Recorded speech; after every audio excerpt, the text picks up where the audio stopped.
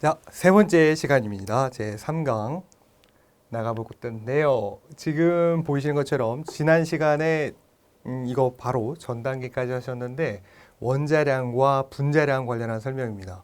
앞서서 이거 언제 조금 사용하셨었냐면 대기의 밀도를 구하실 때 질소 분자는 얼마다, 그 다음에 산소 분자는 얼마다, 뭐 이런 것들 활용하실 때 좀 쓰셨고요. 그 다음에 주로 지금 보이는 탄소라든지 수소, 산소, 황 뭐 이런 것들을 언제 제일 많이 사용하시냐면 뭐이 개론 부분에서도 그렇지만 연소공학 때 엄청 사용할 겁니다. 예를 들면 지금 우리는 대기를 공부하고 있는 거니까 연소실이 있다고 하면 여기가 지금 연소실이에요. 그러면 이 안에 태울 물질을 집어넣고 공기를 집어넣고 그 다음에 태울 물질이라고 했던 연료 같은 것들을 집어넣게 되겠죠. 공기를 집어넣고요. 그러면 공기 중에는 앞서서 질소, 산소, 아르곤, 헬륨 뭐 이런 것들이 진짜 많다고 했었지만 여러 개가 있지만 그 중에 제일 많이 비율로서 가장 많이 차지하고 있는 거 두 가지만 좀 기억하자 해서 N2와 그 다음에 산소, 네, O2였습니다. 이렇게 두 가지. 그 다음에 연료를 태울 거니까요. 그 안에 들어가는 연료들은 대체로 이런 애들이 많이 포함되어 있어요. 탄소, 그 다음에 수소, 산소, 황, 그 다음에 질소. 이 연료들과 그 다음에 지금 들어가 있는 공기들과 적정한 온도, 그 다음에 혼합 같은 것들을 유지시켜주면 바깥으로 연소되어서 나가는 생성물들이 나오겠죠.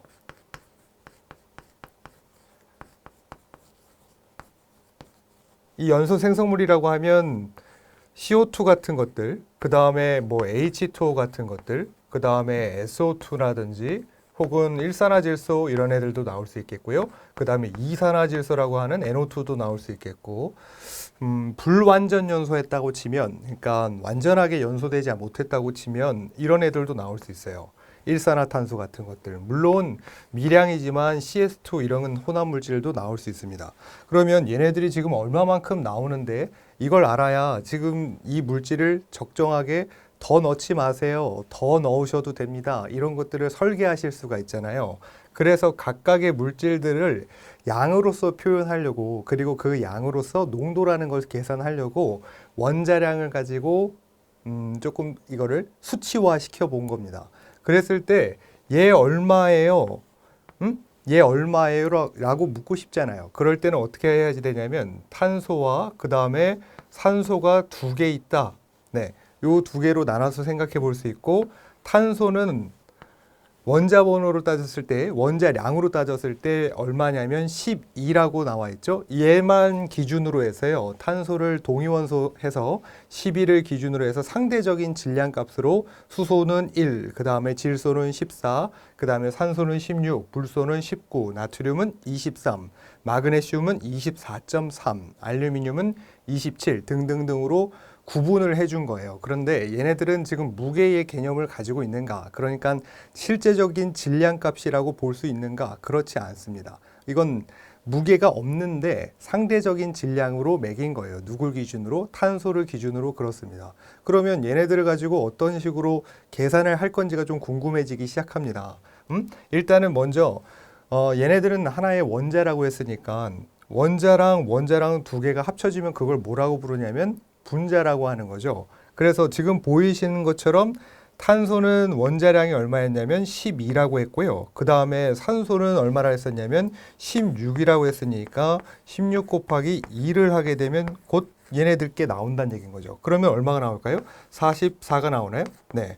이런 식으로 계산을 각각에 하는데 뒤에다가 아직까지는 저는 이런 얘기를 붙이진 않았어요. 그람이라든지 킬로그램이라든지 이런 것들을 붙이지 않았다고. 그 얘기는 무슨 얘기예요? 아직까지는 얘네들은 질량의 개념을 갖기에는 조금 부족한 점이 있더라. 이 얘기입니다. 그래서 지금 얘만 봤을 때는 뭐라고 생각하셔야 되냐면 이거는 얘네들을 표현하는 방법 이 정도로만 여기셔야 돼요. 그리고 나서 몰이라는 개념을 배우실 텐데 몰이라는 개념이 들어가면서부터 상대적인 질량값이 진짜 이제 무게와 질량값이 산정이 되게끔 되어 있습니다.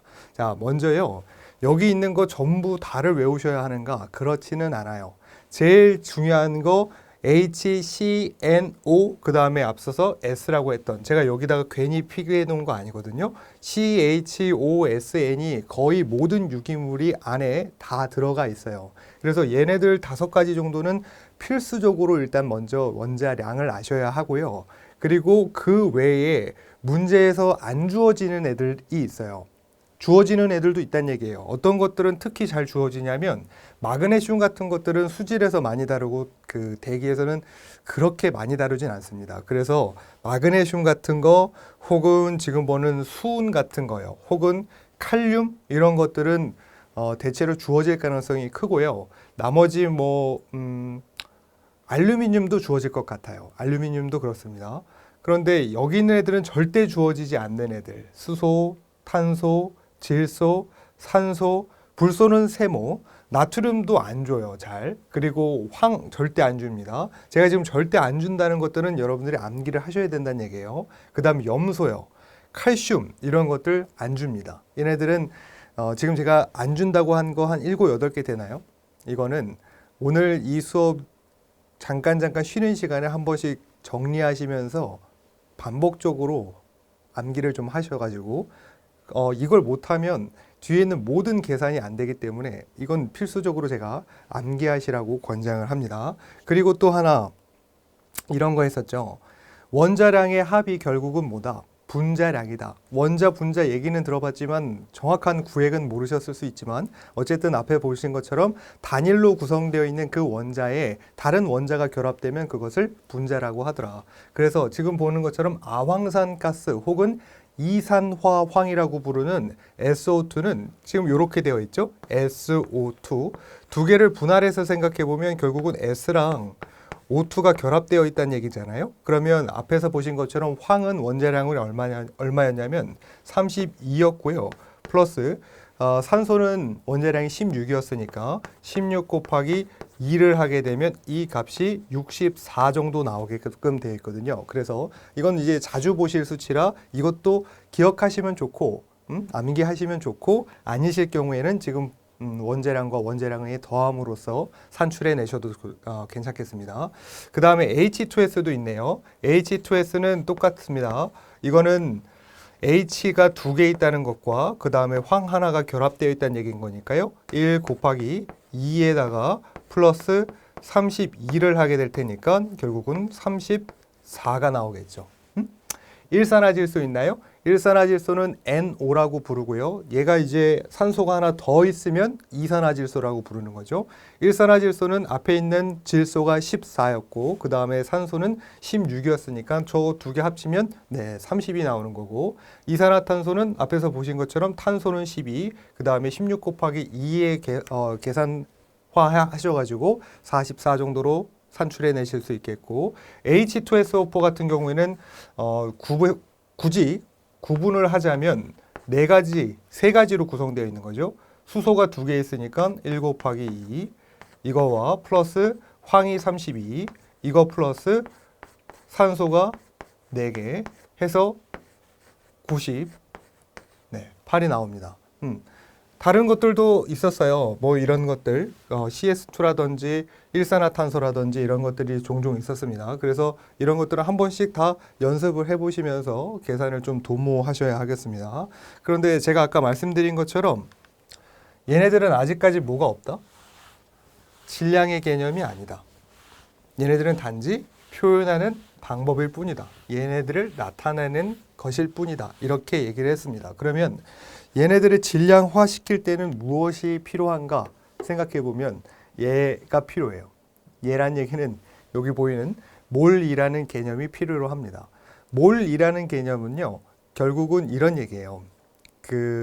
일단 아보가드로라는 사람에 의해서 6.023 곱하기 10의 23승계의 입자로 구성되어 있는 모든 물질들을 전부 다 1몰이라고 표현하기로 하는 건데, 석류를 생각해 보시면 그 석류 안에 열어보기 전까지는 그 안에 C가 몇 개 있는지는 사실 몰라요. 그런데 그것들을 전부 다 뭐라고 불러요? 그냥 석류 하나.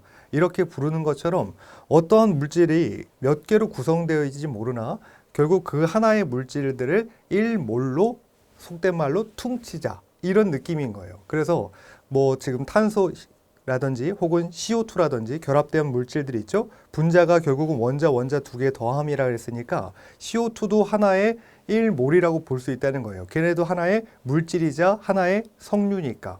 이해되십니까? 그러니까 어떠한 물질이든 6.023 곱하기 10의 23승계의 입자라든지 원자로 구성되어 있으면 그것을 하나의 1몰이라고 부르자. 이렇게 정의 내리기로 한 거예요. 그러면 1몰이라는 개념 하에 1몰 혹은 이렇게도 사용합니다. 1몰 이렇게도 약어로 사용하기도 해요. 그래서 1몰이라는 개념 하에 두 가지로 이 물질들을 정의하는데 앞에서 보셨던 분자들 있죠? 걔네들한테 양이라는 개념을 붙여줌과 동시에 질량을 부여해 줍니다. 그래서요, 분자량에다가 g이라고 붙여주면 그것을 결국은 1몰이라고 표현할 수 있는 거고, 분자량 입장에서는 나한테 1몰이라는 정의를 내려줌과 동시에 g이라는 것을 부여해서 질량이라는 개념을 도입시켜 주는구나, 이렇게 보실 수 있겠어요. 그러면 앞에서 보신 것처럼 CO2는 하나의 그냥 CO2였는데 얘네들을 이제 뭐로 표현할 수 있다는 거야? 가지고 있는 CO2의 분자량을 통해서 질량값이라고 산정할 수 있다는 얘기입니다. 또한 이 물질들은 전에 앞에서 0도씨 1기압 상태에서 모든 물질들이 기화되면 어떻게 된다 그랬어요? 부피가 22.4라는 것으로 퉁쳐진다 그랬어요. 22.4가 다 같아. 모든 기체들은 0도씨 1기압 상태에서 22.4라는 수치를 가져요. 그랬을 때 얘가 g의 분자량을 가지고 있으면 이 물질에 해당하는 부피는 22.4리터의 부피를 갖는구나. 그러면 다시 1몰이라는 것은 어떤 물질의 그람 분자량이라고도 얘기할 수 있고 어떤 물질의 22.4리터의 부피라고도 표현할 수 있다는 얘기입니다. 이해되세요? 그러면 자, 얘를 1몰을요. 키로라는 단위를 한번 붙여줘 볼게요. 앞에서 키로라는 게 붙으면 10의 몇 승 관계? 기억나시나요? 10의 3승 관계. 그러니까 1000의 관계가 있다 했습니다. 얘를 1km몰로 올려본 거야. 1km몰이라고 표현해 본 겁니다. 그러면 여기 마찬가지로 그람 분자량이라고 표현했던 거에도 뭐를 부여해요? 키로라는 것을 부여해서 킬로그램 분자량이라고 얘기할 수 있겠고, 그 다음에 뭐라고도 표현할 수 있다? 22.4리터에다가 10의 3승을 올려볼까요? 그러면 22.4리터는 22.4의 킬로리터가 되겠지? 이 킬로리터는 뭐와 같다 그랬습니까? 세제곱미터와 같다고 했었나요?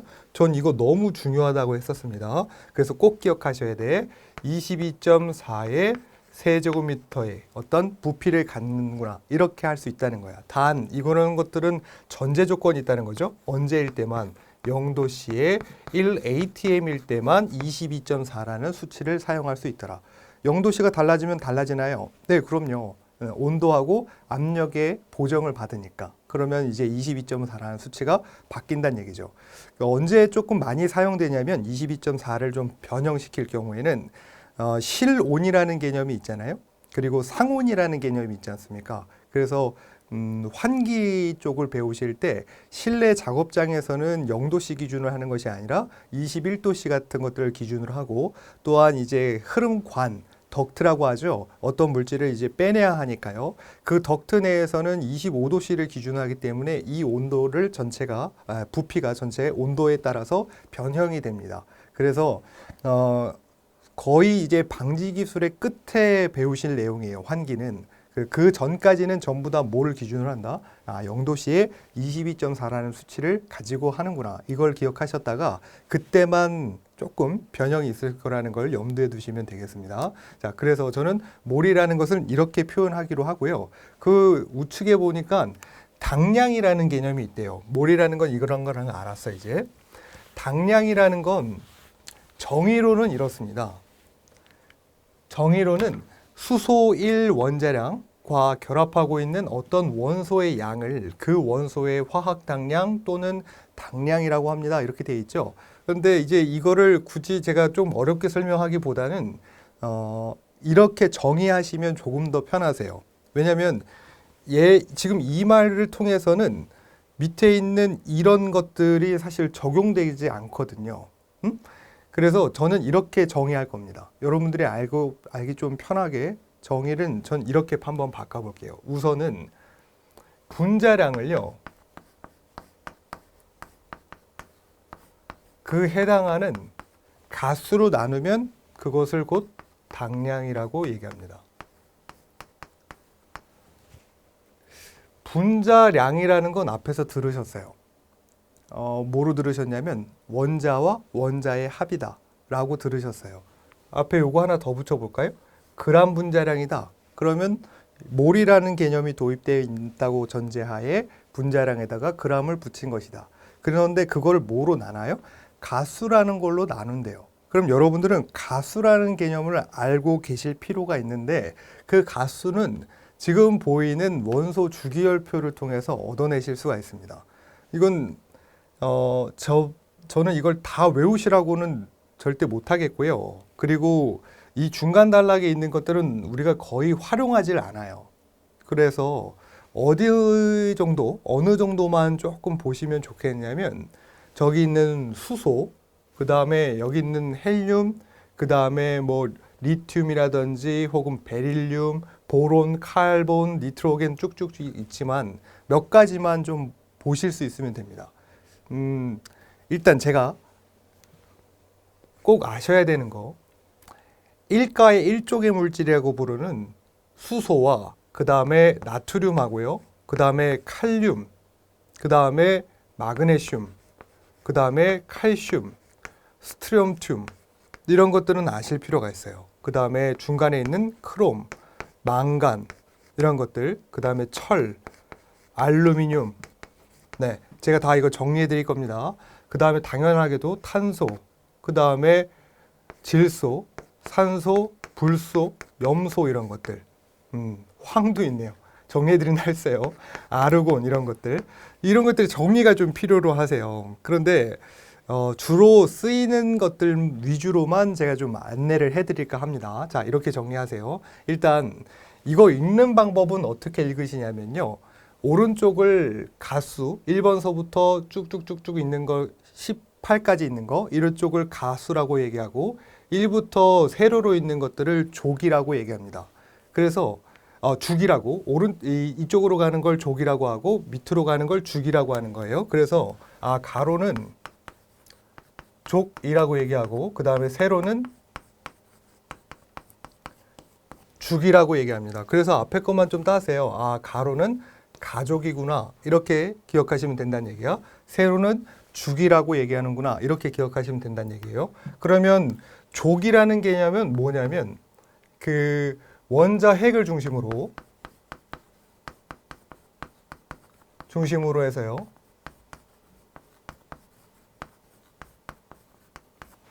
최외곽에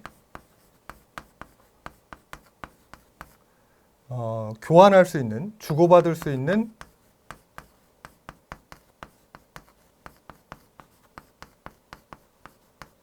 전자의 수를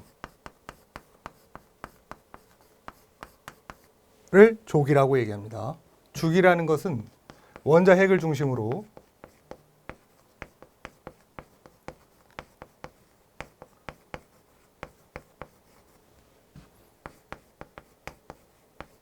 껍질의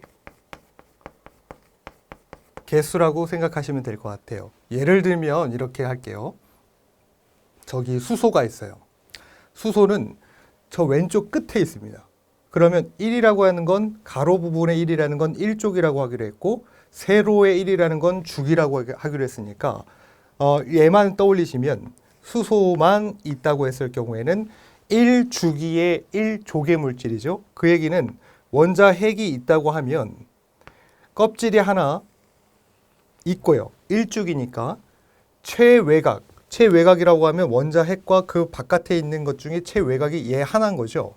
얘 하나에 주고받을 수 있는 전자의 개수가 한 개만 있다는 얘기예요. 그런가요?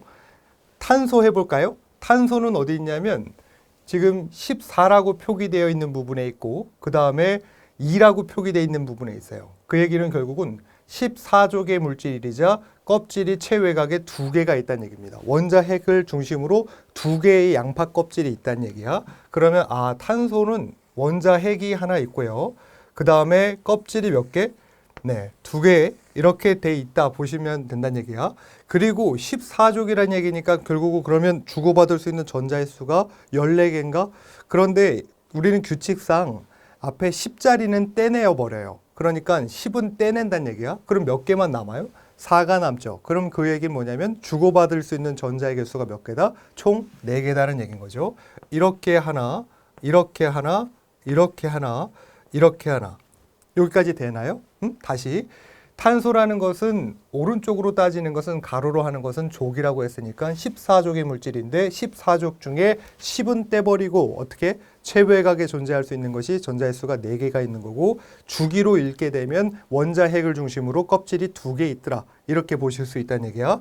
그 다음에 산소 있나요? 산소는 이제 여러분들 어느 정도 이게 순환이 좀 되실 거라고 봅니다.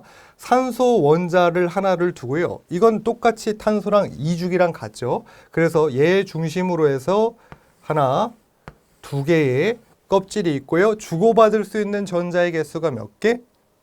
16족이니까 10대고, 네, 6개. 하나, 둘, 셋, 넷, 다섯, 여섯. 이렇게 되어 있습니다. 그런가요? 그러면 이제 여기 있는 부분 애들 얘네들이 이제 눈에 보인단 말이지. 아르곤이라는 애 있대요.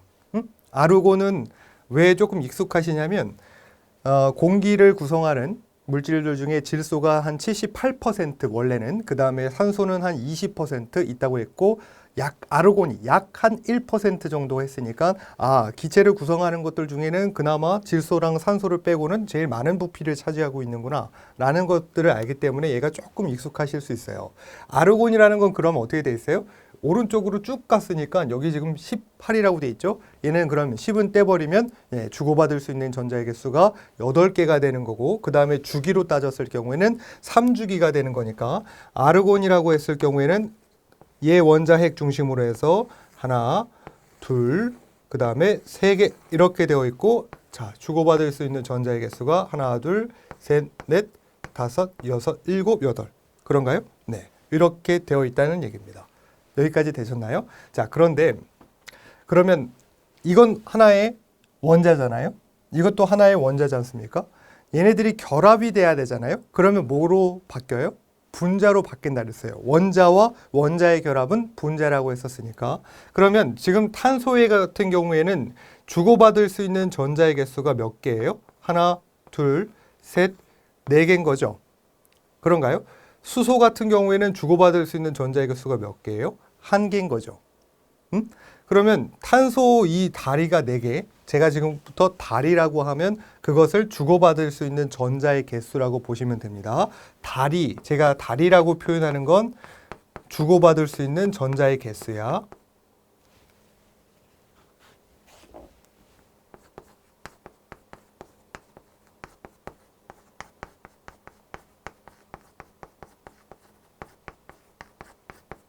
이거라고요. 그럼 지금 탄소 같은 경우에는 다리가 몇 개라고요? 4개란 말이지. 수소는 주고받을 수 있는 게 1개인 거지. 왠지 얘랑 결합이 될 것 같지 않아요? 얘 하나인데 얘 4개면 얘가 총 몇 개 있으면 이거에 충족시켜 줄 수 있어요. 4개랑 다 교환이 가능하다는 얘기예요. 4개면 다 교환이 가능하다는 얘기야. 그래서 탄소가 다리가 4개에다가 수소가 각각 하나씩 붙어서 수소가 그 자리를 다 채워주는 거, 그걸 뭐라고 얘기하냐면 이거 하나에다가 수소가 4개가 붙은 거지. 그래서 어떻게 바뀌는 거예요? CH4라고 하는, 이건 지금 뭐라고 부르는 거예요? 메탄이라고 부르는 것 있죠? 네, 이렇게 붙어 먹을 수 있다는 얘기입니다. 혹은 지금 여기에 자리가 지금 산소 같은 경우에는 부족해 보여요. 뭐가? 이거 지금 수소가 왠지 산소랑도 결합이 조금 될 수 있을 것 같아. 그래서 여기 두 자리에다가 산소 하나, 수소 하나 이렇게 결합된 것들도 있어요. 그걸 뭐라고 불러? H2O라고 부르기도 하죠. 그런가요? 탄소와 그 다음에 수소의 결합으로서 메탄으로도 만들어질 수 있고 그 다음에 수소와 산소의 결합으로 해서 모두 만들어질 수 있다. 물도 만들어질 수 있는 거예요. 그런데 지금 얘네들은 전부 다 무엇을 하려고 드냐면 산소 같은 경우에는 16쪽의 물질이라고 했었나요? 주고받을 수 있는 전자의 개수가 6개라 그랬어요. 아르곤이라고 할 경우에는 주고받을 수 있는 전자의 수가 8개라고 했습니다. 그런데 옥텟 규칙이라는 게 있어요.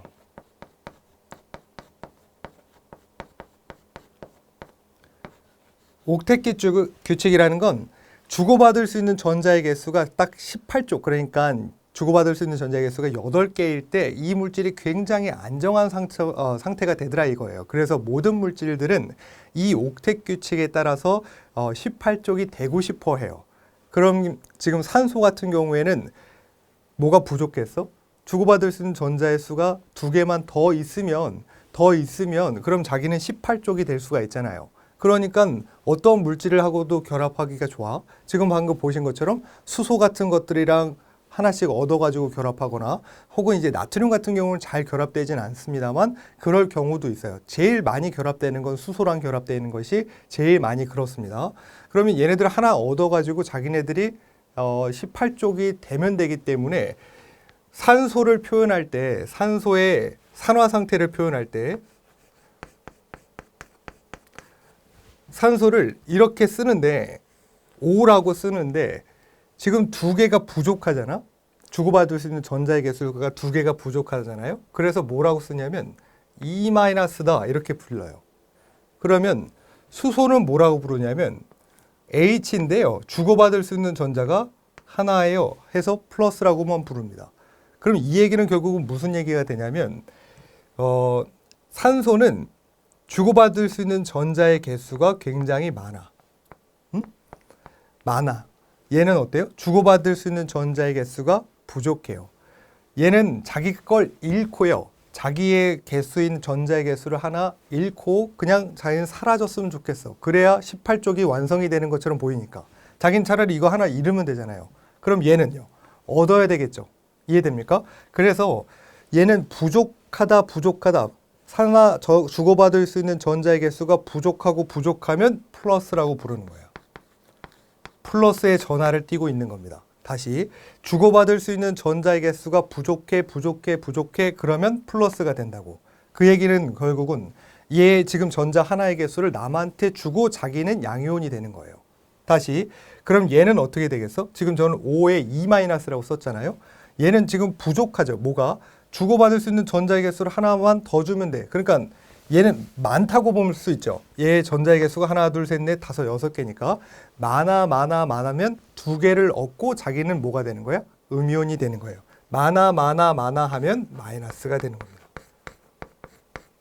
그래서 대체로 지금 있는 16쪽에 있는 것들, 17쪽에 있는 것들 혹은 15쪽도 마찬가지지만 전체가 다 뭐로 조금 따지길 원해요? 16쪽이나 17쪽 이런 것들은 많죠. 자기가 주고받을 수 있는 전자의 개수가 많으니까 대체로 음이온을 띠고 있어요.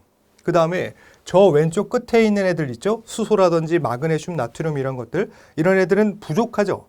자기가 주고받을 수 있는 전자의 개수가 부족하니까 차라리 내어주고 양전하를 띠게끔 만들어진다는 얘기입니다.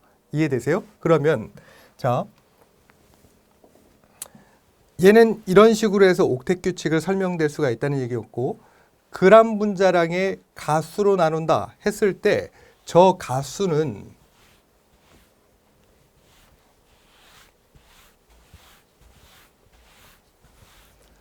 이 가수를 산정할 때 어떻게 산정할 건가? 가수라는 건 산이나 염기의 개수를 뜻하는 것으로서 산이라고 하면 여기서 말하는 산이라고 하는 것은 H 플러스 이거나 혹은 OH 마이너스 이거나 얘네들을 가지고 있으면 그것을 하나하나당 개수로 산정하는 거예요.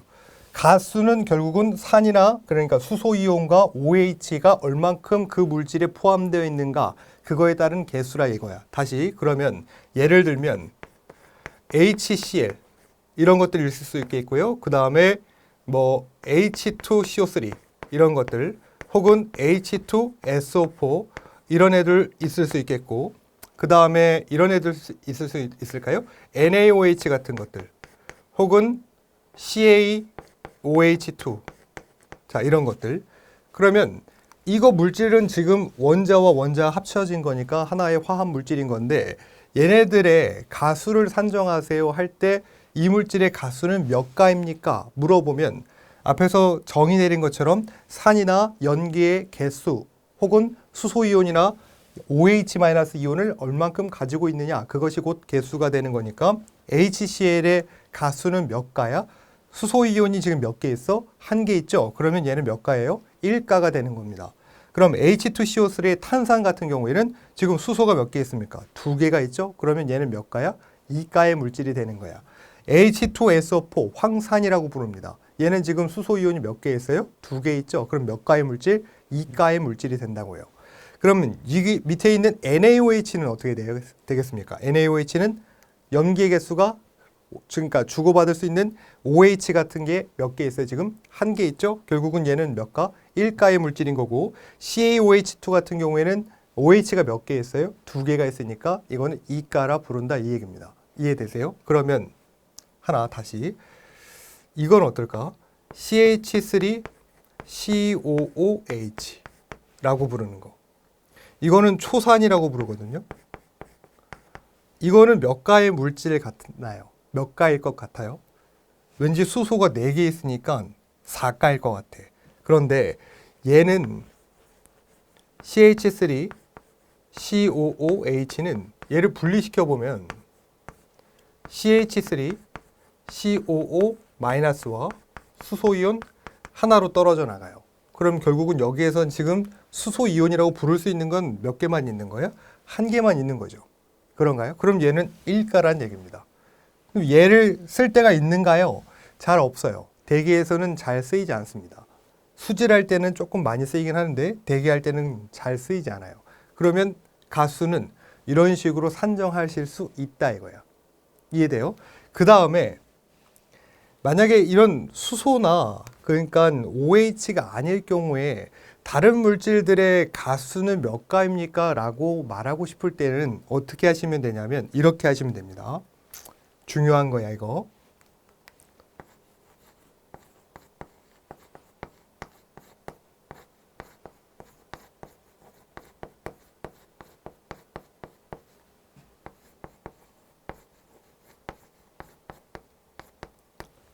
일수가나 이마가스 그리고 중머리가 됐다 이렇게 하는 거예요. 무슨 얘기냐면 일수라는 친구가 내 이마를 친 거야. 그래서 어떻게 된 거예요? 머리가 원래 가발을 쓰고 계셨었나 봐요. 이게 벗겨진 거야. 그래서 중머리가 됐다. 이렇게 조금 유연하게 좀 암기를 하시기를 권장합니다. 일가예요. 1이라는 건 일가의 물질들인 건데 얘네들은 수소, 그 다음에 칼륨, 그 다음에 나트륨이란 얘기입니다. 이해돼요? 여기 지금 1가라는 물질은 수소, 그 다음에 칼륨, 그리고 나트륨 이렇게 세 가지. 이마가스죠? 2가의 물질이란 얘기입니다. 2가의 물질들은 마그네슘 해서 Mg2+라고 쓴다는 얘기인 거지. 그 다음에 칼슘 해서 E+, 스트론튬 E+ 이렇게 씁니다. 그 다음에 중머리 됐어요 하는 나머지 이 모든 중머리들은 뭘 의미하고자 하는 거냐면 중금속류를 말하고 있어요. 중금속류들은 전체가 다 어지간하면 CD+, CuE+, 그 다음에 Pb, 납 같은 것들, 네, 혹은 코발트 이런 것들 전부 다 몇 가? 2가의 양이온을 띠고 있습니다. 뭐만 조금 다르냐면 망간도 마찬가지. 망간도 E+.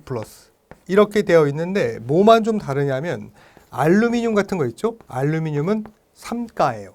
알루미늄은 3가. 그 다음에 크롬도 자연 상태에서는 3가입니다.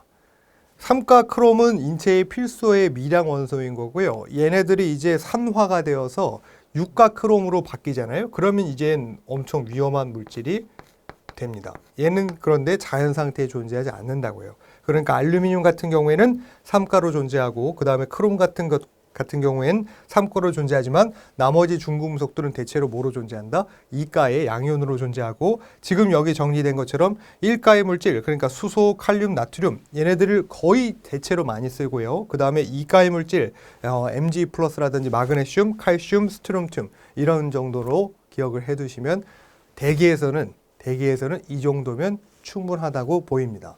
더 안 할게요. 더 안 하겠습니다. 자, 그 다음에 그럼 요거 하나 또 지워볼게요.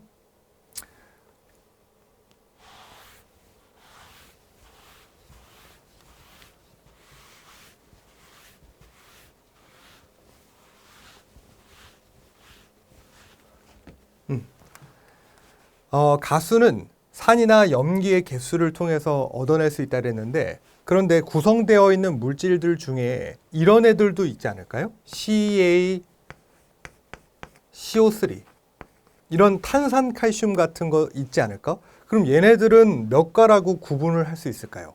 이렇게 구성되어 있는, 그러니까 수소나 그 다음에 OH 이온이 없을 경우에는 이런 구성된 화합 물질의 가수를 산정할 때는 뭐로 산정을 할 것인가, 이런 얘기야. 그러면 얘네들을 분리시켜 볼 때요. 분리시켜 봤을 때 CA의 아까 칼슘, 그 다음에 뭐 마그네슘 이런 애들은 전부 몇 가? 뭐 이런 얘기 있죠. 슘, 륨 이런 애들 들어가는 거의 이가예요. 거의 모두 이가라고 보시면 됩니다. 그럼 얘가 이가야. 그러면 자, 얘를 제가 이렇게 안 썼어요. 예를 들면 뭐 이런 거 있지 않을까요?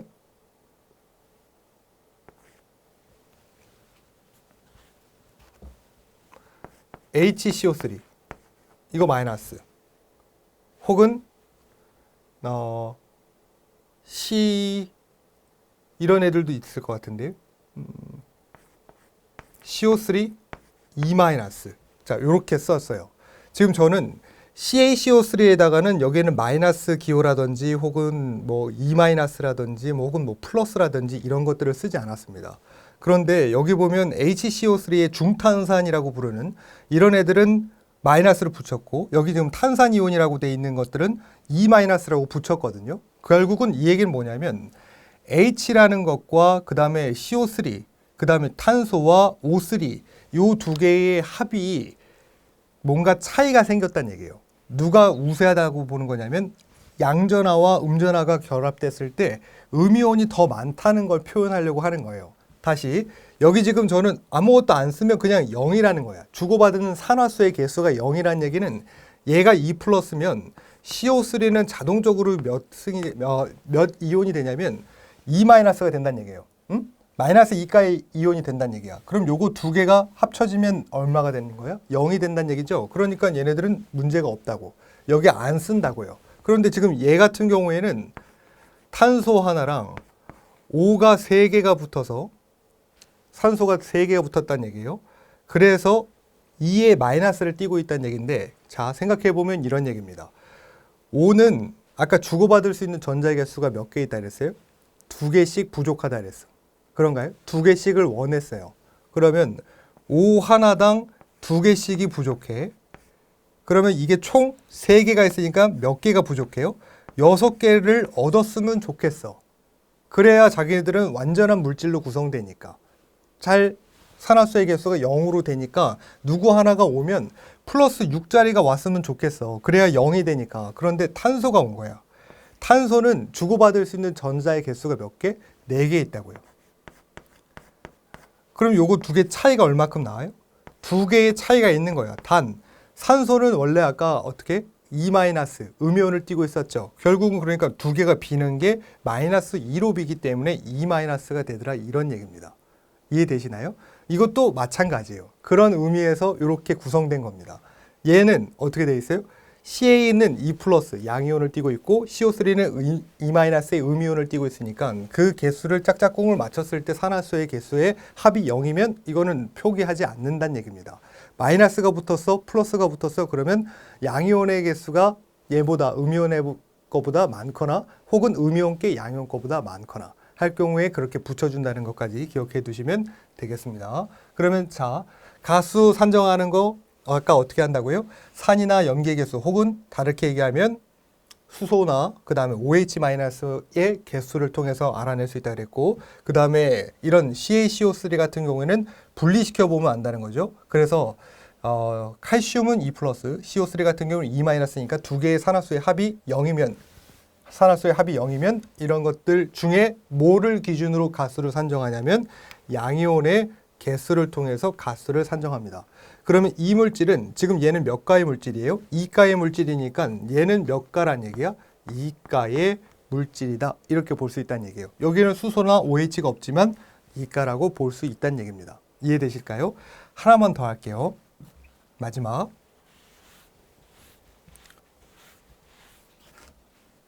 자, 이런 애들이 있어요. KMnO4. 이걸 과망간산 칼륨이라고 하는데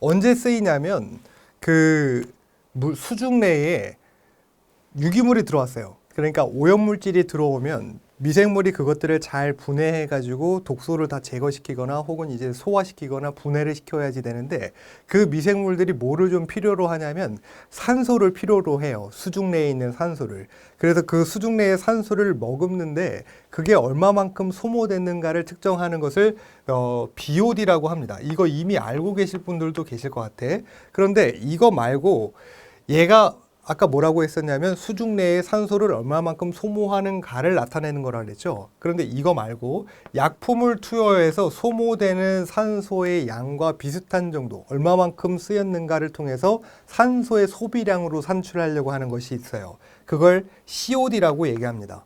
그 COD를 측정할 때 뭐로 넣냐면 이런 과망간순 칼륨이거나 혹은 K2O2 O7 K2CR2O7 K2CR2O7 네, 이런 걸 이제 중크롬산 칼륨이라고 하는데요.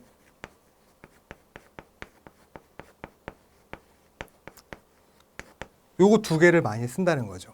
그러면 자, 얘는 가수를 어떻게 산정할까? 얘는 가수를 어떻게 산정할까 이 얘기야. 이럴 때는 첫 번째 이런 그 세 가지 물질로 구성되어 있는 거의 가수를 산정할 땐 첫 번째 산화수가 낮은 것부터 먼저 떨궈내는 거예요.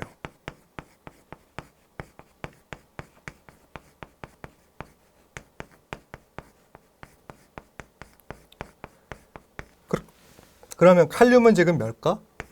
칼륨은 1가. 그럼 이거 한 개 있다 이렇게 본다는 얘기야.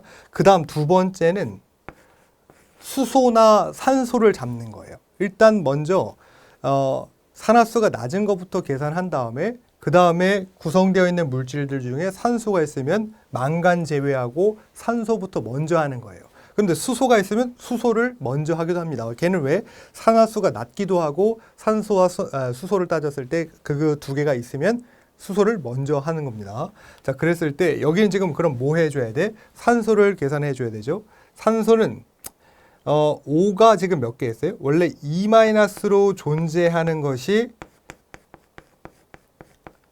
4개가 있으니까 이거 곱하기 4를 하니까 총 얼마? 마이너스 8개로 있더라 이 얘기야. 그러면 요거 두 개의 차이가 얼마큼 나요? 얘를 만약에 산화수가 0으로 만들려면 지금 여기에 보면 제가 마이너스라든지 플러스를 안 붙였지 않습니까? 그러면 이거는 산화수의 합이 전체 합이 0이란 얘기인 거니까 얘 두 개 합쳐서 전체 합이 0이 나오게 하려면 이 안에 뭐로 존재해야 돼? 플러스 7로 존재해야 돼. 망간은 그러면 세 번째 여기서 이제 얘를 떼낸다는 얘기인 거지. 망간이 결국은 여기서는 7가로 존재해야지 된다는 얘기인데 이 안에서는 7가로 존재해야 된다는 얘기인데 얘를 분리시켜 봤을 때 망간은 얼마로 존재하냐면 자연 상태에서 2+로 존재하더라 이거예요. 앞에서 본 것처럼 그 중금속류들은 전부 다 이가의 양이온으로 구성되어 있지 않습니까? 그러면 지금 이런 세 가지로 혼합되어 있는 물질은 뭐로 계산이 되냐면 이거 떨어져 나온 애들이 원래 자연 상태로 이가면 얘 원래 안에 존재해야지 되는 게 플러스 7가로 존재했을 때의 둘의 차를 가지고 가수를 계산한다 이거야. 그럼 얘가 2+, 그 다음에 얘가 플러스 7인 거니까 얼마의 차이가 있어요? 요 두 개의 플러스 5의 차이가 있죠. 그러니까 얘는 몇 가의 물질이라고 보냐면 5가의 물질이라고 보는 겁니다. 여기까지 됩니까? 네. 첫 번째 뭐 해야 된다고요? 산화수가 낮은 것부터 떨쳐냅니다. 그 다음에 산소를 계산해요. 그 다음에 망간이 요거 산소 계산해서 필요한 것이 플러스 7이었다. 이 안에 존재하는 걸 알아냈으면 망간이 떨어져 나왔을 땐 걔가 원래 갖고 있는 가수가 있을 거 아니야. 그 가수와의 차이가 몇 가이냐에 따라서 이 전체 양의 가수를 산정합니다. 그 다음에 지금 중크롬산 칼륨이라고 돼 있는 거, 혹은 얘를 이제 다른 말로 하면 크롬이 두 개이기 때문에 지금 부르는 말로는 다이크롬산 포타슘 이렇게 불러요. 그러면 얘도 마찬가지 이런 식으로 떨궈내야지 된다는 얘기야. 첫 번째, 뭐부터 하기로 했었어요? 산화수가 낮은 것부터 하기로 했었으니까 K는 플러스 1가짜리가 두 개 있으니까 얘는 플러스로 두 개 있다고 보고요. 그 다음에 두 번째는 산소는 이 안에 마이너스 2가로 존재하는데 총 7개가 있으니까 마이너스 14개로 되어 있다. 이렇게 볼 수 있나요? 그럼 이 둘의 차이는 얼마여야지 돼? 얘가 산화수가 0이 되려면 플러스 12로 존재해야 돼. 그러니까 이 안에 있는 크롬은 플러스 12로 존재해야지만 된다는 얘기예요. 그런데 이건 두 개씩 있으니까 그거는 따로 한번 계산해 보기로 하고, 크롬을 바깥으로 빼내면 크롬은 자연 상태에서 몇 가로 존재해야 된다? 크롬은 3가로 존재하는 거예요. 네. 그런데 몇 개 있어요? 두 개 있으니까 얘는 원래는 플러스 6개인 거예요. 그런 거죠. 그러면 얘는 지금 몇 가로 존재한다는 얘기냐면 이 안에서는, 이 지금 혼합되어 있는 상태에서는 크롬은 6가일 수도 있다 그랬죠? 응? 얘는 두 개 있다 그랬지? 그러니까 요거 두 개 합치면 얼마? 요거 곱하면 10 플러스 12가 된다고. 그러니까 이 안에서는 크롬은 6가로 존재하는 거고 얘를 자연 상태에서 빼내면 3가로 존재하는 거니까 요거 두 개 합이 이제 6개가 되는 거고, 여기는 12개가 된다는 얘기니까 이 안에 차이가 있잖아요. 얼만큼 차이가 있는 거예요? 플러스 6만큼 차이가 있죠. 그래서 다이크롬산 포타슘 같은 경우에는 6가라고 부르는 거고, 과망간산 칼륨 같은 경우에는 여기 지금 요 플러스 7과 앞에서 봤던 플러스 2의 차이만큼이었던 플러스 5로 존재한다. 이렇게 한다는 얘기입니다. 이거는 과망간산 칼륨이라든지 중크롬산 칼륨 같은 경우에는 대기에서는 그렇게 썩 많이 잘 다루지는 않아요. 그래서 저는 어디까지만 좀 보셨으면 좋겠냐면, 당량이라는 건 결국 그 분자량을 가수로 나눈 거라고 했으니까 그 가수를 산정하실 때 얘만이라도 산이나 염기의 개수를 통해서, 그러니까 수소이온과 OH의 개수를 통해서 산출해낸다. 그걸 가수로 산정한다. 이걸 기억하시면 좋겠다 이 얘기입니다. 그러면 하나 예를 들어서 만약에 당량을 구하시는데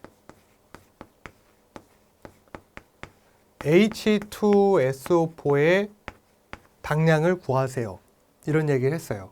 그러면 정의로는 그람 분자량을 가수로 나누는 거니까 얘는 그람 분자량으로 따졌을 때, 그러니까 분자량으로 따졌을 때 얼마였나요? 이거 수소 2개, 그죠? 수소 1짜리가 2개 플러스 32 플러스 16 곱하기 4였으니까 이거 얼마? 98. 그래서 98에다가 g이라고 쓰고요. 그람 분자량이라고 하기로 했으니까 가수는 몇 가? 수소이온의 개수가 몇 개? 2개 있으니까 2가라고 붙이면 되겠습니다. 그럼 요거 나눴을 때 49 나오나요? 그것이 얘의 당량값이 되는 거예요. 이해되세요? 자, 이렇게 계산하시는 것들, 혹은 뭐 HCl 같은 경우에도 마찬가지죠. HCl은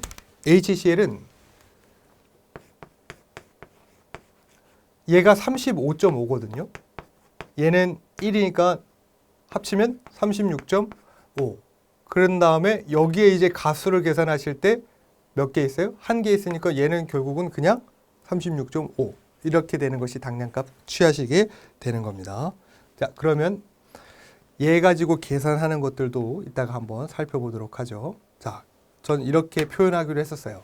당량이라는 건 수소 1원자량과 결합하고 있는 어떤 원소의 양을 그 원소의 화학당량 또는 당량이라고 하기로 하고, 산의 1당량이라는 것은 이퀴벌런트의 약자인 EQ라고 쓰기로 합니다. 그래서 그것은 분자량을 수소의 개수로 나누는 거, 그리고 염기 일당량이라고 되어 있는 것은 분자량을 뭐로 나누는 거? 염기 이온인 OH의 수로 나누는 것 이렇게 볼 수 있겠고 그 다음에 수소 이온과 OH의 수 혹은 그것을 가수라고 얘기하게 되는데 HCl이라든지 H2SO4, NaOH, CaOH 등 각각의 이제 수소 이온의 개수가 몇 개 있느냐에 따라서 1가, 2가 부르기로 하고 그 다음에 OH의 개수에 따라서 얘도 1가, 쟤는 2가 이렇게 각각 칭하기도 합니다.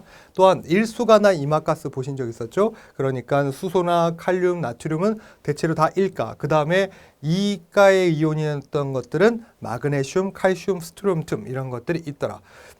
이런 애들이 없어요. 만약에 지금 뭐 수소나라든지 OH 같은 것들이 없을 경우에 화합적인 물질로 구성되어 있는 이 화합물은 양이온의 산화수가 몇 개냐에 따라서 그것을 개수로 산정하신다 그랬습니다. 가수라고. CaCO3를 해리시키고 분리시키고 전리시키면 CaE+와 CO3 E-로 나오는데 그 중에 양이온의 개수가 얼마? 2가의 양이온이라 그랬었죠. 그러면 얘가 전체가 이가라는 얘기가 된다는 얘기입니다. 자, 그래서 양이온을 판정하는 거, 그러니까 앞에서 제가 이런 거 했었나요? 우스갯소리로 했었지만 그거 진짜 도움이 된다는 얘기지. 수소 이온에다가 왜 플러스를 붙이나요? 주고받을 수 있는 전자의 개수가 한 개뿐이니까 나는 부족해. 그래서 플러스 이렇게 된다는 얘기야. 그러면 자기는 옥텟 규칙에 따라서 플러스 하나를 남한테 내주고 자기는 소멸되는 게 낫지 않냐 이거지. 그래서 원자가 전자를 잃어버리면 플러스 띄는 것을 양이온이라고 얘기하기로 하고요. 그 다음에 음이온이라고 하는 것은 그래서 아까 뭐 황이라든지 그 다음에 산소 이런 것들은 주고받을 수 있는 전자의 개수가 많아요. 풍족하죠. 풍족해. 난 그러니까 부족한 게 없어. 나는 이게 계속 이대로 유지됐으면 좋겠어. 그러면 이제 걔네들은 두 개를 얻고 뭐로 되는 거야? 음이온을 취해진다는 얘기입니다. 원자가 전자를 얻어서 마이너스 전자를 띠는 것을 음이온화 돼 있다 이렇게 볼 수 있다는 얘기입니다. 자, 그 다음에 하나만 더 하죠. 여기에 보이는 것처럼 결국은 옥텟 규칙이라는 것을 원하는데 이 중에 여러분들이 그걸 한번 찾아볼 수 있어요. 제일 급한 애들이 누굴까? 그러니까 18쪽이 되면 자기가 제일 안정한 상태가 된다 그랬었는데 이 중에 막 몸이 안 달라는 애들이 있을 것 같아. 이런 애들이지 않을까? 17쪽에 있는 애들. 얘네들은 뭐예요? 주고받을 수 있는 전자의 개수가 그러니까 최외곽의 전자가 7개 있다는 얘기인 거고 한 개만 더 얻으면 옥텟 규칙을 얻으면서 가장 안정한 물질이 되는 거니까 난 하나만 어떻게든 빨리 받았으면 좋겠어. 이런 얘기예요. 그러니까 얘네들은 굉장히 다른 물질하고 결합하려고 드는 성질이 우수하다는 얘기예요. 특히 누구랑 그러겠어요. 하나만 더 얻으면 된다면서. 그러니까 저기 있는 1쪽의 물질들하고 결합하기가 엄청 좋은 거예요. 그래서 여기 있는 17쪽에 있는 물질들을 한 번씩 들어보신 적이 있는데 얘네들을 뭐라고 부르냐면 할로겐족 원소라고 부릅니다. 그래서 지금 있는 이런 염소 같은 애들 있잖아요. 그러니까 이런 애들 엄청 많이 보이는 거죠. 둘이 결합하기가 엄청 좋고요. 그 다음에 뭐 보이는 것처럼 K 같은 경우에도 붙여 먹을 수 있고 이렇게도 아이오딘화 칼륨 같은 것들도 될 수 있겠고 불화수소 이런 애들도 다 가능하다는 얘기입니다. 혹은 NaCl 이런 거 염화나트륨 이런 것들이 전부 다 왜 결합되기가 좋다고? 얘가 17쪽이니까 하나만 얻으면 되는 거라서 1쪽의 물질들하고의 반응력이 굉장히 우수하다 이렇게 볼 수 있다는 얘기입니다. 얘네들 문제화되는 것들 많죠. 이런 할로겐종 원소들이 대체로 이제 결합되면 뭐 메탄이랑도 결합될 수도 있기도 하고 그래서요. 암 유발하거나 혹은 뭔가 신경장애 같은 걸 유발하는 애들이 대체로 여기 있어요. 그래서 나중에 그 이제 가스상 물질과 입자상 물질 처리할 때 여기 있는 물질들 가지고 제가 언급을 한번 또 할 때가 있을 겁니다. 자, 그렇게 해서 정리하시도록 하죠.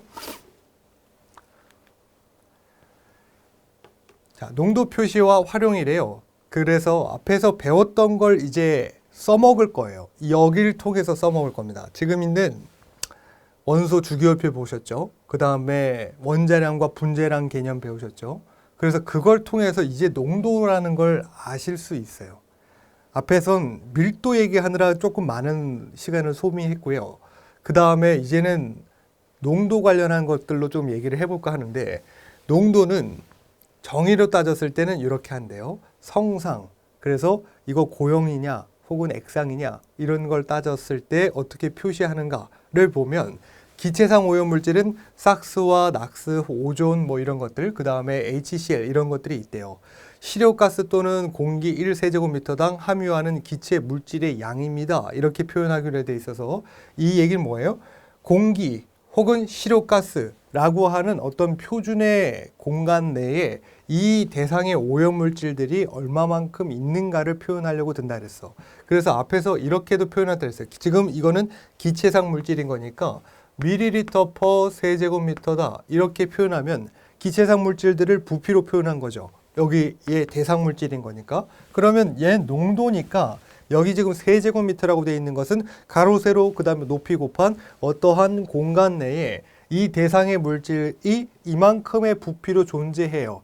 그래서 이만큼의 부피가 얘가 100이 됐던 혹은 1000이 되거나 혹은 만이 되면 점차 뭐가 진해지는 거야? 그 농도 값이 진해진다고 보는 거죠. 이해되십니까? 그 다음에 입자상 오염물질은 어떻게 하기로 해요? 지금 있는 것대로 그대로 하긴 하는데 의미는 같으나 대상 물질을 그램 퍼 세제곱미터 혹은 뭐 킬로그램 퍼 세제곱미터 등의 이 표준 내의 공간 내에 어떤 물질의 그 양을 질량으로 표현하는 거다 이렇게 볼 수 있다는 얘기인 거죠. 그런가요? 그래서 기체상 오염물질은 대체로 많이 쓰는 단위가 뭐 퍼센트나 혹은 ppm, 그 다음에 ppb 이런 것들을 많이 사용하고요. 입자상 물질 같은 경우에는 같은 의미지만 1세제곱미터당 함유하는 입자의 물질의 양으로서 질량으로 표현하는 경우가 있더라 이 얘기입니다. 자, 그리고 한 페이지 넘어가 보죠. 자, 비율이라는 게 있대요. 비율이라는 건 몇 대 몇 이 얘기입니다. 이거 지금 커피와 그 다음에 믹스와 그 다음에 물이랑 섞었을 때 최적의 어떤 커피를 만들기 위해서 여러 그 어떤 커피 제조회사가 만들고 있듯이 이걸 몇 대 몇으로 섞어야지만 좋겠는가 할 때의 것을 비라고 보는 거야. 그러면 비라는 개념은 표준 물질의 물질과 그 다음에 이걸 대상 물질이 얼마만큼 이 안에 있는가를 표현하는 것인데 이때의 표준 물질을 부피로 표현하면 대상 물질도 부피로 표현이 된다는 얘기고요. 그래야지만 B라는 개념이 성립된다는 얘기예요. B의 단위가 있나요? B는 몇 대 몇 이렇게만 얘기했지 그 뒤에 단위를 붙이지 않잖아요. 그러니까 표준 물질이라는 것이 그람이면 얘도 마찬가지로 그람이어야 해서 그람을 끊어버리니까 이건 그냥 몇 대 몇 이렇게만 부른다 이거야. 그 다음에 부피로 표현해도 마찬가지죠. 이거 밀리리터라고 했을 경우에 얘 밀리리터면 이거 두 개 단위 끊어지고 나서 몇 대 몇 이렇게 표현하는 거. 혹은 앞에서 보신 것처럼 얘네들을 그람 혹은 밀리리터 이렇게 말고도 몰로도 표현할 수 있어요. 몰이라는 개념으로도 표현할 수 있으니까 몰 퍼 몰 이렇게도 얘기할 수 있다 이거야. 몰 퍼 몰. 단 이거 두 개의 단위가 같으니까 몰 퍼 몰 이렇게 했지만 단위가 없으니 몇 대 몇 이렇게 얘기할 수 있다는 얘기입니다. 그러나 얘를 만약에 B에다가 곱하기 100을 해서 각 물질을 등분을 나눠서 분율로 따지면 그걸 이제 100으로 나눈 분율로 따졌을 때 그것을 뭐라고 얘기하냐면 퍼센테이지, 농도 퍼센테이지 이런 식으로 부릅니다. 결국은 이 얘기야. 대상 물질과 표준 물질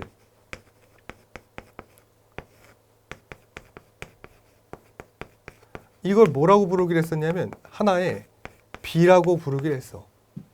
여기에다가 어떻게 하냐면 곱하기 100을 하게 되면 결국 이게 뭐로 나온다? 100분율이라고 한다고 하기로 하고 이거 단위는 퍼센테이지다. 이렇게 쓰기로 한다고요.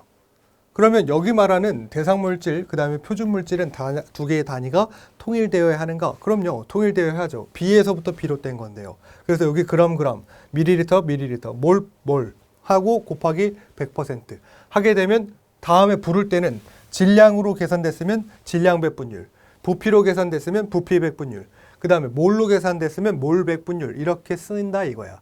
그런데 뒤에 배우신 ppm이나 모든 것들이 전부 다 이러한 그 개념을 다 통용해서 공용해서 사용하지만 퍼센트를 계산할 때만 뭐를 조금 활용하냐면 하나의 특수한 백분율이 있다고 보는 거예요. 무슨 얘기냐면 여기 표준 물질을 밀리리터라고 쓸 수 있고 밀리리터인 단위인 부피로 쓸 수 있고 그 안에 포함되어 있는 대상 물질을 질량으로도 쓸 수 있더라 이거예요. 그럼 다른 얘기로 그램 퍼 밀리리터 이렇게 쓰는 경우가 있다 이거예요. 이건 특수한 경우라는 거예요. 여기에 곱하기 100을 해야지 되는 이 100분율로 만들 때만 B에는 그런 개념이 없고 ppm도 그런 개념이 없지만 뭐 할 때만 100분율로 나타낼 때만 특수한 경우에 100분율을 사용할 수 있다 이거예요. 이건 왜 그렇게 하는 거냐면 우리가 사용하는 어떤 시약병 같은 거에다가 고체 물질을 담아놨을 때 그때 함유량을 계산하는 것에 용이하게 하기 위해서 이러한 단위를 사용 가능하게끔 만들어 놓은 겁니다. 그래서 질량 퍼 볼륨 퍼센트라고 불러요. 질량 퍼 볼륨 퍼센트라고 부르는 특수한 100분율이 있더라. 단 여기에 지금 질량 퍼 볼륨 퍼센트잖아요. 이때에는 100ml를 기준으로 합니다. 용량 100ml 어떤 공간 내에 들어있는 성분의 질량 값을 의미할 때 이렇게 표현한다 이거야. 그리고 곱하기 100을 해서 특수한 100분율의 어떤 값을 산정해냅니다. 그래서 여기는 주의하시죠. 100분율은 퍼센테이지로 나타내는데 B 곱하기 100으로 나타냅니다만 특수한 100분율이라는 것이 존재하더라. 그래서 100분율은 일반 비율과 달리 4가지의 단위를 사용한다는 것을 기억하시면 되겠고 그 다음에 이거를 100만으로 쪼갠 거예요. 아까는 100으로 쪼갠 거지만 B를 100만으로 쪼갠 것을 분율로 따졌다 해서 100만 분율입니다. 그런 걸 ppm이라고 부르는 거예요. 파트 퍼 밀리언이라고 부르는 겁니다. 그러면 ppm이라는 것은 결국은 B에다가 곱하기 10의 2승한 거 이걸 뭐라고 부른다?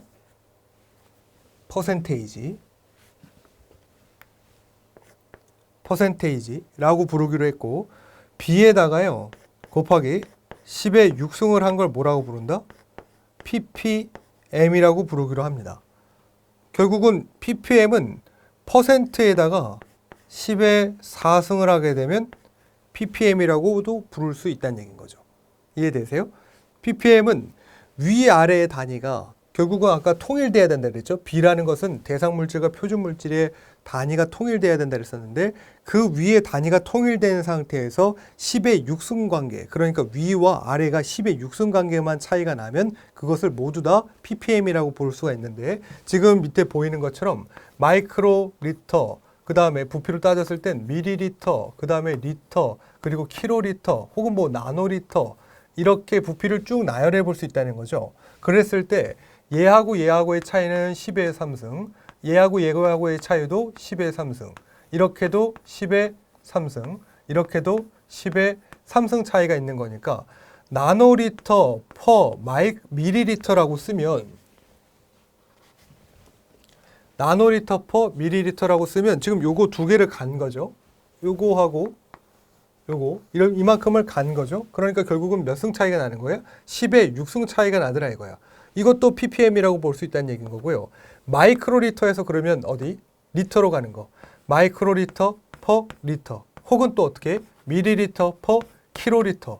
이렇게 쓰는 것들 전부 다 뭐라고 볼 수 있다는 얘기예요? 10의 6승 관계에 있는 ppm이라고 볼 수 있다는 얘기입니다. 이해되세요? 그러면 이거는 부피일 경우에 이랬다는 얘기인 거고 질량일 경우에는 나노그램, 마이크로그램, 그 다음 미리그램, 그 다음 그램, 킬로그램, 그 다음 톤 이렇게 돼 있는 경우가 있을 거 아니야. 그러니까 얘도 마찬가지 10의 3승, 10의 3승, 10의 3승, 10의 3승 이거 10의 3승.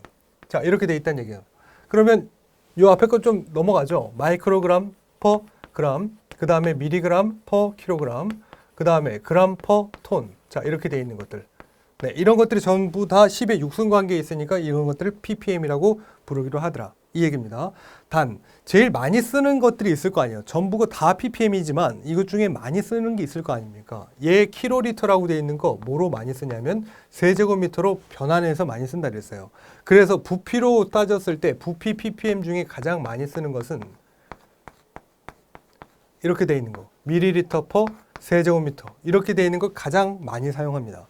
질량으로 따진 이 ppm으로 가장 많이 사용하는 것은 이거 ppm일 경우에는 밀리그램 퍼 킬로그램. 자, 얘를 가장 많이 사용하고 있는 겁니다. 그래서 두 가지 정도만 기억하시면 되지 않을까 싶습니다. 그 다음에요. ppm은 아까 100만 분율이라고 그랬어요. 여기에서 두 개를 더 올리면 공을 두 개를 더 붙이면 1000만, 그 다음에 1억이 되죠. 그래서 그걸 뭐라고 부르냐면 ppHM이라고 부르는데 그 ppHM은 결국은 어떻게 한다? 얘에서 두 개를 더 올린 거니까 b 곱하기 10의 8승을 하게 되면 그것이 곧 ppHM이 되더라. 결국 이 ppHM이라는 것은 앞에는 퍼센트에다가 10의 4승을 했더니 10의 6, ppm이 나왔으니까 여기다가 얼마? 10의 6승을 하게 되면 ppHB가 HM이 나온다. 이렇게 볼 수 있다는 거죠. 그 다음에 또 어떻게 해요? ppm에다가 곱하기 10의 2승을 하게 되면 얘 마찬가지 ppHM이다. 이렇게 나타낼 수 있다는 얘기입니다. 그걸 1억 분율이라고 한다는 거죠. 그래서 지금 보이는 것처럼 1억 분율이라는 건 파트를 나눴는데 밀리언은 밀리언인데 H는 지금 100를 말하는 거거든요. 그래서 1억으로 나눈 분율을 말하는 것으로서 B 곱하기 10의 8승, 퍼센트 곱하기 10의 6승으로 표현이 가능합니다. 그 다음 마지막으로 10억 분율이라는 게 있어요. 그러면 1억에서 하나 또 올렸다는 얘기인 거지. 그러면 걔는 결국은 1억에서 하나의 그 공을 하나 더 붙인 거니까 B 곱하기 10의 9승을 하게 되면 뭐로 나온다? 빌리언이라고 하는 거야. ppb라고 한다고요. 그러면 결국은 이건 또 다시 이렇게도 볼 수 있다는 거지. 퍼센트는 앞에서 본 것처럼 퍼센트 곱하기 10의 6승을 하게 되니까 뭐로 나왔냐면 ppHM으로 나왔으니까 여기다가 10의 7승을 하게 되면 뭐로 나와요? ppb로 나온다는 얘기인 거고, 그 다음에 ppm에다가 10의 2승을 했으니까 ppHM이었었지. 그러니까 ppm에다가 곱하기 10의 3승을 하게 되면 마찬가지로 ppb로 나올 수 있다는 얘기입니다. 이해되시나요? 그래서 상호간에 좀 정리를 해 두실 필요가 있는데요. ppHM은 그렇게 많이 나오는 것 같진 않고 ppm과 ppb 이 두 개는 상호간에 좀 교환을 하실 수 있으셔야 합니다. 자, 그 다음에 몰농도라는 개념이 있대요. 농도는 농도인데 몰농도라 이거지. 자, 농도인데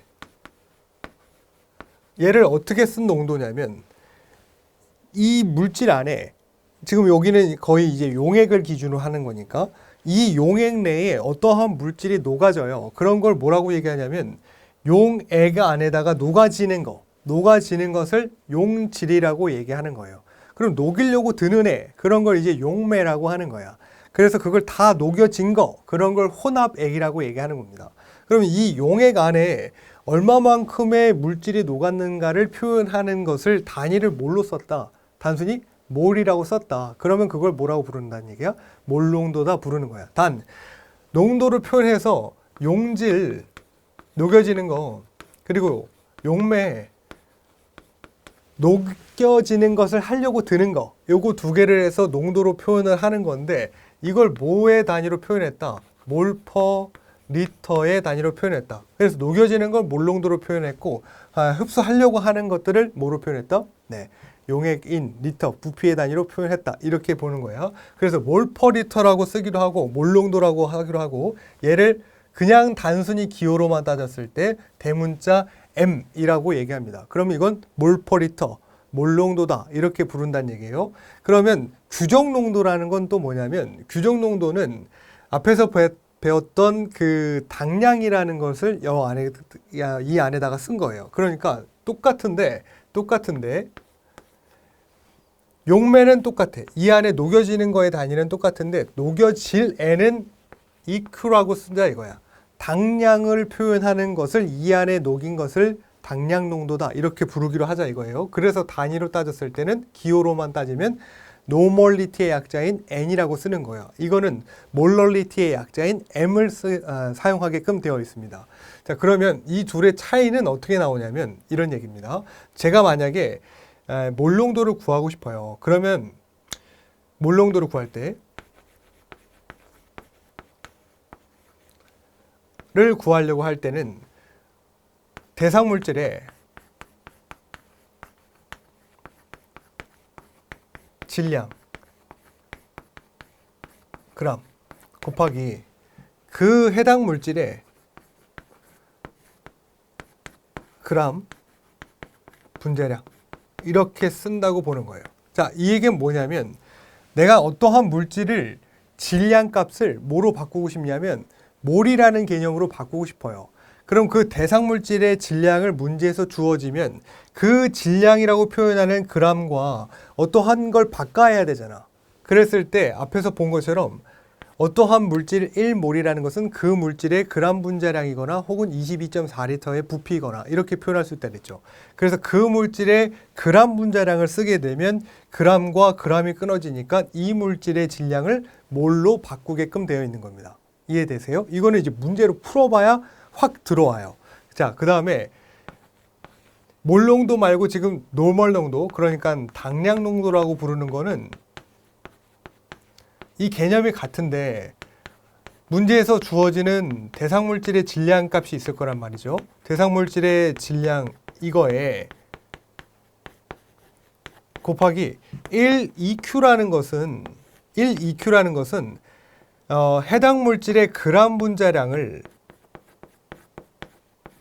그 물질의 뭐로 나누는 거라고? 가수로 나누는 거라 그랬어. 그럼 마찬가지로 여기 그람이 끊어지기 때문에 이건 지금 분모에 있잖아요. 가수라는 게. 그러면 얘를 어디다 올릴 수 있어? 여기다가 사실은 올릴 수가 있는 얘기라고. 얘하고 지금 있는 이 몰농도를 계산할 때, 그러니까 질량을 몰로 바꿀 때와 질량을 당량이라는 걸로 바꿀 때의 식의 형태가 어떻게 보면 거의 비슷하지 않습니까? 그래서 이걸 가지고 어떻게 산출해내냐면 규정농도라는 것은 몰농도 곱하기 몰농도를 계산하는 것이 얘랑 거의 같았는데 뭐만 더 고려됐냐면 가수라는 것은 그람 분자량을 가수로 나눈 거니까 이 지금 분수꼴에서 분모에 있었잖아요. 그래서 그걸 위에다가 곱한 거 아니야? 결국은 몰농도 곱하기 가수로 하게 되면 규정농도라는 것을 얻어낼 수 있는 거고, 그 다음에 이거랑 똑같이 몰농도라는 것은 결국은 규정농도에다가 뭐를 나누면 가수를 나누면 몰농도를 얻어낼 수 있다. 이러한 식의 어떤 계산식이 성립이 되더라 이거예요. 근데 여러분들은 제가 말씀드린 것처럼 계산식을 그렇게까지 중요하게 생각해야 되나요? 얼마든지 유도를 통해서 알아내실 수 있기 때문에 굳이 이걸 달달달 외우시려고 들지는 않으셔도 좋겠습니다. 이런 얘기예요. 자, 얘를 만약에 외우셔야 한다. 이게 편해요. 이걸 외울게요. 라고 한다고 하면 도와드릴게요. 어떻게 하냐면 규정농도죠. 그래서 지금은 잘 안 하시잖아요. 근데 이분이 원래는 이걸로 뜬 거예요. 이경규 씨는 규정농도니까 이거 규만 따서 이경규 여기 몰농도라 했지? 몰래 카메라 이렇게 하면 어떨까 싶습니다. 네. 그래서 밑에 정리된 것처럼 규정농도라는 것은 몰농도 곱하기 가수, 그 다음에 몰농도라는 것은 규정농도를 가수로 나눈 것이다. 이렇게 정리할 수 있다고 했었습니다. 제가 오늘 이 시간에 한 게 굉장히 많아요. 일단 원자량과 분자량 관련한 거 했었고요. 그 다음에 가수 관련한 설명했었고, 지금 있는 농도 계산하는 것이 이런 식으로 이루어질 것이다 라는 거 했었습니다. 다른 건 모르겠는데 앞에 있던 원자량에 제가 암기하셔야지 된다는 몇 가지 나열했던 거 있죠. 그거는 필수적으로 하셔야지 되고 몇 번 연습을 해보셔야 합니다. 그러지 않으면 제가 이제 한 두 번째 강인가요? 이제 그러니까 차시 한 4, 5강쯤 될 것 같은데 이제 그때 문제풀이 할 때 못 따라오세요. 아, 내가 풀면, 그러니까 제가 풀면 뭔가 쉬워 보이는데 막상 여러분들이 풀면 잘 안 풀리는 문제가 있기 때문에 그때부터 뭔가 좀 자신감이 좀 결여가 됩니다. 그래서 어떻게 하셔야 되냐면 조금 그 복습을, 저는 예습하시란 얘기는 잘 안 하거든요. 뭐 해봐야 그렇게 큰 보탬이 안 된다고 봅니다. 근데 복습은 엄청난 도움이 됩니다. 자신감 상승에 큰 도움이 됩니다. 이거는 제가 수많은 경험상 무조건적인 거라고 말씀드려요. 얼마 정도 하면 되나요? 그 자리에 앉으시는 거 쉽지 않습니다. 그냥 딱 앉고 공부하기 전에는 핸드폰도 봐야 되고 모니터도 봐야 되고 다 뭐 할 게 많아요. 그러니까 그런 걸 제가 감안해서 초집중하는 거 40분. 이면 충분합니다. 지금 당장은 첫 스타트 끊을 땐 초집중해서 하는 거 40분이면 충분하다고 분명하게 말씀드렸어요. 그 정도 못하시면 이거 지금 하시는 의미가 사실 좀 없습니다. 그 정도는 해 주셔야 좀 따라오시기 용이하시지 않을까 싶습니다. 자, 이렇게 해서